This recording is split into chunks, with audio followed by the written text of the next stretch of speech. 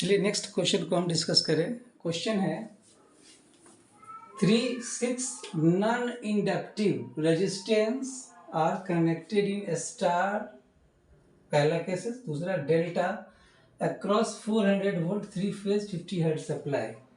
Calculate the power drawn in each cases.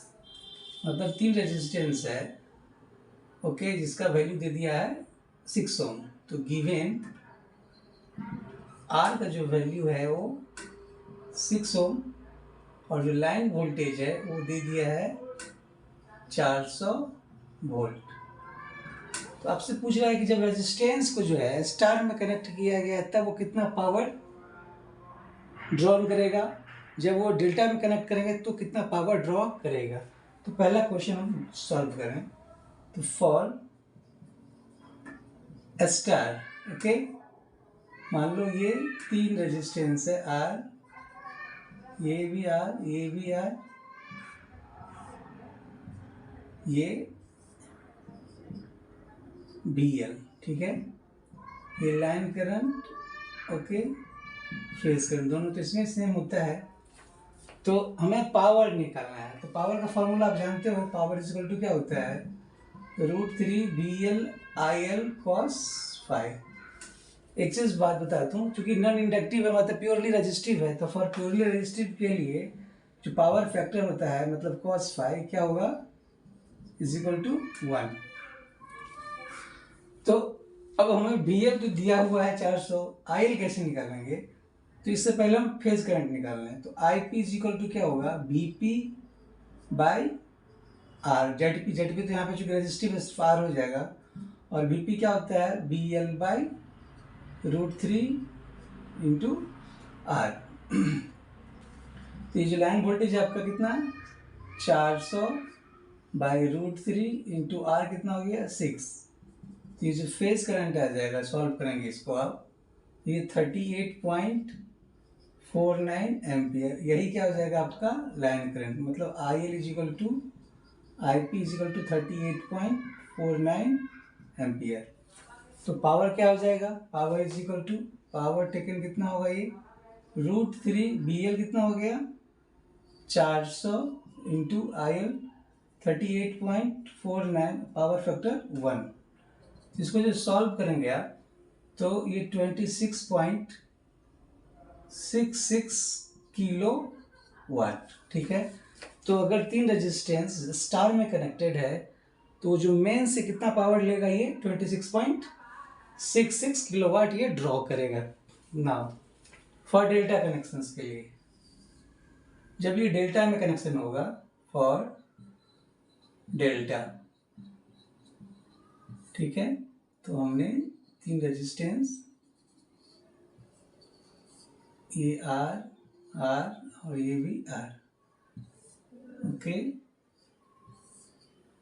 ये line voltage VL, ये line current और ये फेज करंट है ना।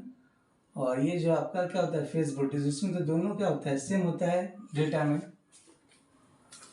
तो कैसे निकालेंगे, इसमें जो फेज करंट होगा IP is equal to BP by ZP। ZP क्या हो जाएगा, वो R के बराबर हो जाएगा, और BP क्या हो जाएगा, फेज वोल्टेज जो लाइन वोल्टेज होगा, R बाई R। तो लाइन वोल्टेज कितना हो गया 400 बाई रेजिस्टेंस कितना दिया था 6।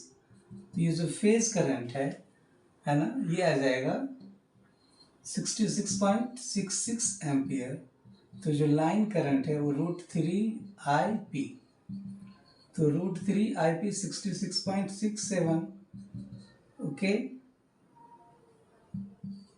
इसको जो सॉल्व करेंगे आप तो ये आ जाएगा 115.475 एम्पियर।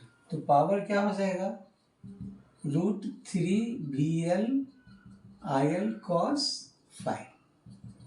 तो √3 लाइन वोल्टेज क्या हो जाएगा 400, IL 115.475, पावर फैक्टर 1, चूंकि रेजिस्टिव लोड है। इसको जो सॉल्व करेंगे आप तो ये आ जाएगा 80.03 किलो वाट, ओके। ये पहला क्वेश्चन था आपका ना, कि अगर 3 रेजिस्टेंस को स्टार में कनेक्ट कर देंगे या डेल्टा में कनेक्ट करेंगे तो कितना पावर ड्रॉ करेगा। क्लियर। नेक्स्ट क्वेश्चन क्या है, In the event of one of the three resistor getting open circuited, what will be the value of total power taken from the main in each of the two cases? Okay अब ये बोल रहा है कि जब star और delta में अगर कोई एक रेजिस्टेंस क्या किया ओपन हो गया, तब उस केस में ये कितना पावर ड्रॉ करेगा। तो चले फॉर स्टार कनेक्शन है ना, फॉर स्टार, ये जो डायग्राम आपने बनाया है ये आर है, ये भी आर, ये भी आर, ठीक है। ये आपका सप्लाई वोल्टेज क्या था, वी एल, ओके, ये आई एल। तो अब क्या कह रहा है कि एक रेजिस्टेंस ओपन सर्किट हो, मतलब हमने क्या किया, इसको हटा दिया, ठीक है। तो इसका तो इस वायर का तो कोई मतलब बना ही नहीं है ना। तो जो नया डायग्राम जो हो जाएगा वो क्या आ जाएगा, आर आर है ना, ये न्यूट्रल पॉइंट है, और इसके बीच का जो वोल्टेज वो क्या हो गया, वो लाइन वोल्टेज, यही लाइन करंट या इसको आप फेज करंट बोलिए, ठीक है। तो अब जो लाइन करंट या फेज करंट होगा, I L equal to I P, वो क्या हो जाएगा, B L by total resistance two R. तो लाइन वोल्टेज कितना है, 400 बाय 2 इंटू रेजिस्टेंस कितना आ गया, एक हर एक रेजिस्टेंस कितना दिया हुआ, 6। तो इसको जो आप सॉल्व करेंगे आप, तो ये आ जाएगा 33.33 एम्पियर, ओके। तो पावर कितना हो जाएगा, दो रेजिस्टेंस, इसमें पावर क्या होगा, I square L into R plus I square L into R, मतलब 2 I square L into R. तो 2 इंटू आई एल कितना आ गया, 33.33 का स्क्वायर इंटू रेजिस्टेंस कितना हो गया, 6। तो सॉल्व करेंगे इसको आप, तो ये आ जाएगा 13.33 kilo watt, okay. Same case जो है डेल्टा में है ना। तो फॉर डेल्टा के लिए, फॉर डेल्टा, जैसे आपका ये 3 रेजिस्टेंस था, ओके, ये आर, ये भी आर और ये भी आर, ओके। ये आपका लाइन वोल्टेज, ये लाइन करंट और ये फेज करंट। इसमें क्या किया, एक रेजिस्टेंस को क्या किया, ओपन कर दिया गया, तो हमने क्या किया, इसको हटा दिया है ना। इसमें भी ए बी। तो अब बताओ इसमें, अच्छा ये वोल्टेज क्या हो जाएगा, वो लाइन वोल्टेज के बराबर होगा, है ना। तो आपसे पूछा जाए कि ये जो है ये आई पी कितना हो जाएगा, तो आई पी क्या हो जाएगा, बी एल बाय आर, है ना, या वी पी बाई आर, चूंकि ये जो ये बी एल और ये वी पी दोनों क्या हो जाएगा, सेम आ जाएगा। तो ये कितना आ जाएगा, 400 बाय रेजिस्टेंस कितना है, 6। तो ये इसको जो सॉल्व करेंगे आप, तो ये आ जाएगा 66.66 एम्पियर, ओके। मतलब इसको आप इस तरह दिखा देता हूं मैं,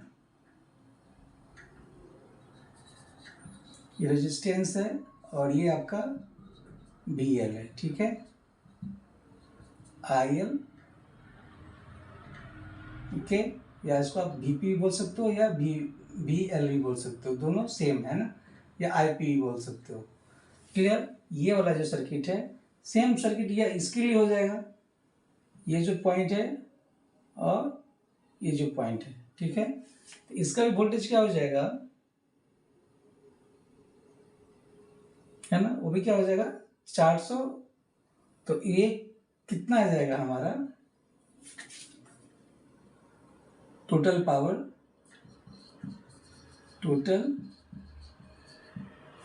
क्या हो जाएगा, P is equal to I square P into R plus I square P into R, मतलब 2 I square P into R. तो 2 इंटू कितना है फेज करंट, ये 66.67 का स्क्वायर इंटू रेजिस्टेंस कितना है, 6। इसको जो आप सॉल्व करेंगे आप, तो यह आ जाएगा 53.33 किलो वाट, क्लियर ना। तो यही था कि जब रेजिस्टेंस स्टार में था या डेल्टा में, अगर एक रेजिस्टेंस को हटा देंगे तो पावर क्या हो जाएगा, एक में 13.33 किलोवाट हो जाएगा, और एक में क्या होगा 53.33 किलोवाट ये ड्रॉ करेगा। ठीक है, आशा करते हैं समझ में आया होगा आप लोगों को। Thank you.